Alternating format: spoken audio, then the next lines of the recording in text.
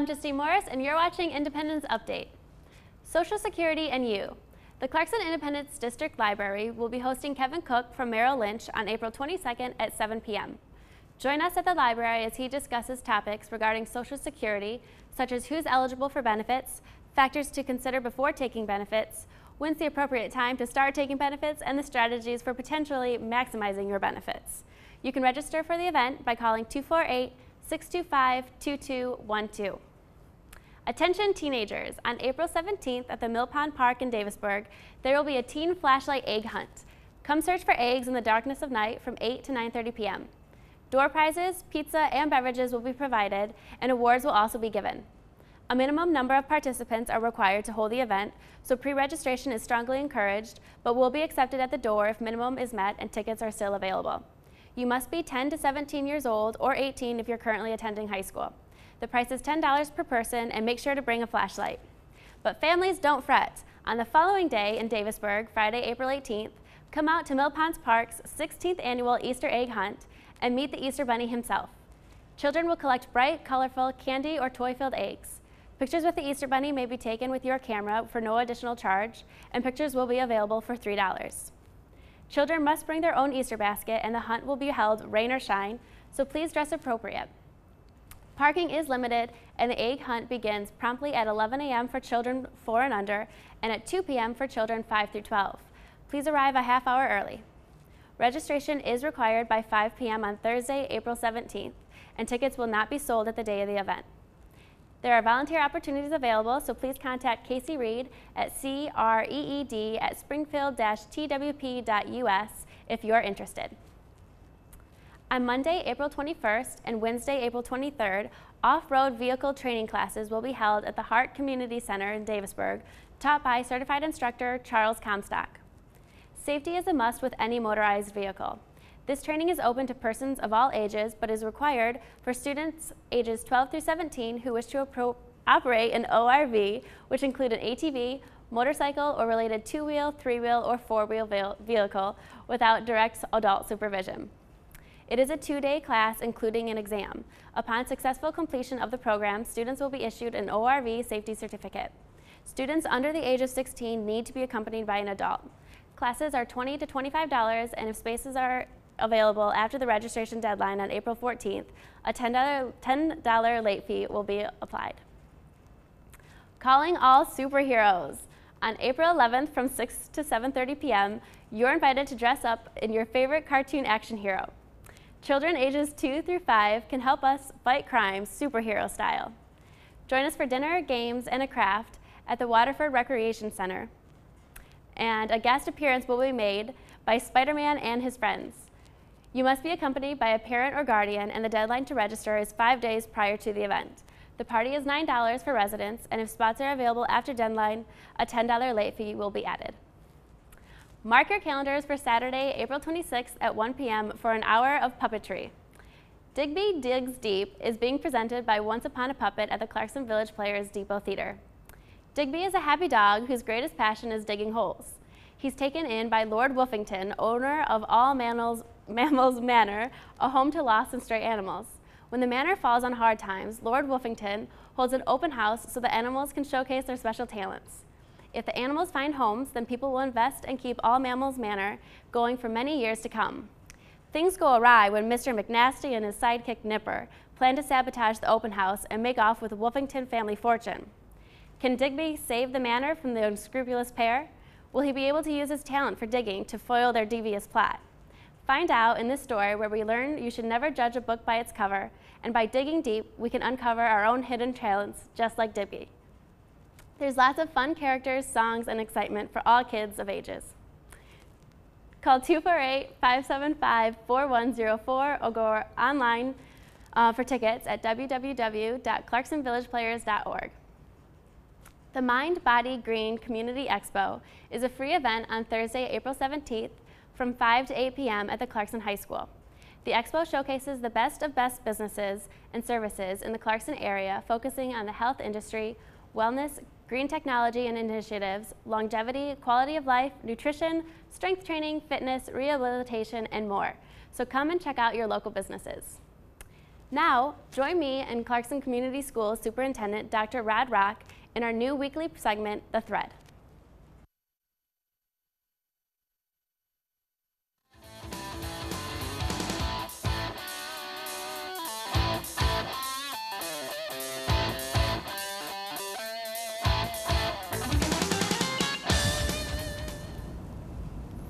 With me is Dr. Rad Rock. Please explain to me a little bit about the idea behind our title, The Thread. Well, the red thread is a Chinese metaphor for connections between people. When we think about our school system, our teachers are connected to our students, our bus drivers, our custodians. Everyone who's in our system is connected with our students, no matter where they go in their lives. Those connections that teachers have, that custodians have, the differences that they make in children's lives, they last forever. And so those connections are so vitally important to our children. They learn how to read, they learn how to do math, they learn how to solve problems, they learn how to collaborate with other children. And no matter where the kids go, they'll always have those connections. And so the importance of educators in the lives of kids is really profound. So that's the idea behind the red thread. Great. What are some of the great things happening in Clarkson Community Schools? Well, there are lots of great things happening.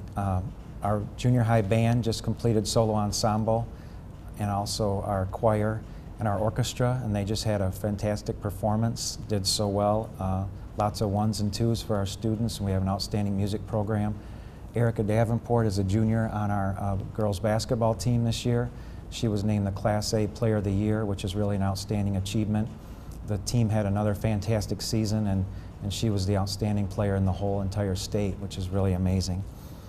We have some community visits coming up for some of our schools. We have Pine Knob Elementary School on Tuesday. They're hosting a Cultures of Thinking visit for educators from around the county to come in and see classroom Cultures of Thinking and to see how that's going, what it means for kids and how they're experiencing education. And then on Thursday, North Sashaba Elementary School will host a Leader in Me visit. So they'll have people from within the community and across the county learning about their Leader in Me initiative, which is really outstanding. And one other thing I wanted to mention, our special education students in our high school and also in our junior high, they have partners who are called Links. And these are people who assist them throughout the school day, walk around with them, help them as needed, maybe get on the elevator, get off the elevator, get to and from class. And we received a note recently from one of our graduates who's now studying to become a teacher down in Florida. And she talked to us about the link that was made for her in her experiences working with those children in high school, and how she's now working as a teacher and doing an outstanding job. So that's another connection with the red thread and the differences that are made for our students wherever they go in the world, and how they stay connected, and the difference that the Clarkson Community Schools make for people, not only while they're here, not only for this community, but for the rest of their lives. Great. Talk a little bit about your hope for the Clarkson students, and how do we get there from here? Well, our mission statement is to cultivate thinkers, learners, and positive contributors to a global society. And that's something that we're committed to doing for all of our students, not just the students for whom school comes easily or for those who struggle or those in the middle, but for every single one of our students. We have an obligation to prepare them for the future, to cultivate them as thinkers and learners and positive contributors, to make sure that they're prepared for whatever futures they face, they encounter, and to realize their dreams. And a couple of big ideas behind that is that learning is a consequence of thinking. So when you think about that idea of a consequence, sometimes maybe it has a negative connotation. Like I remember when I was growing up, you know, my mom would say, Rodney, there's a consequence for your actions or the choices you make. And I think about that consequence. What does that mean, a consequence? If learning is a consequence of thinking, that really to me means that there's a cause and effect. So in order for me to learn, I have to think. I really have to think. I have to mess around with ideas in my mind. I have to contemplate them from different perspectives. I have to consider what other people think. I have to consider historical perspectives. I have to consider what math means in the real world. So I really have to use the information that I know in order to understand it. I can't just fill in the bubble on the test or take a test and turn it in and be done with it. I have to really be able to apply what I know. So if learning is a consequence of thinking, and really knowledge and understanding is the ability to apply what you know, then I think we need to have more and more opportunities for all of our students in all of our school system to show us what they know, to demonstrate. So we have to think, our teachers have to think about, how can my students show me what they know with this particular content area? How can they demonstrate understanding? What might be some real live audiences for them to show, to demonstrate, to perform, just like our band students did at Solo Ensemble. They go before a judge, they show what they know, and they're adjudicated on those things. The judges give them feedback and help them understand. The same thing is true for learning. There's so much information in our world right now that I can get at my fingertips. I can look it up on my phone. I can use Siri, get on any kind of information I want to learn the capital of a state or the world. But to really be able to know and understand and apply information is a whole different skill that's vitally important for our students now as they go out into the world. Everybody has information, everybody has knowledge, but what can you do with it? So I think our system needs to transform to a place where kids are constantly showing us what they know. Great. What's happening in terms of state policy, and how is that going to or might affect Clarkson schools?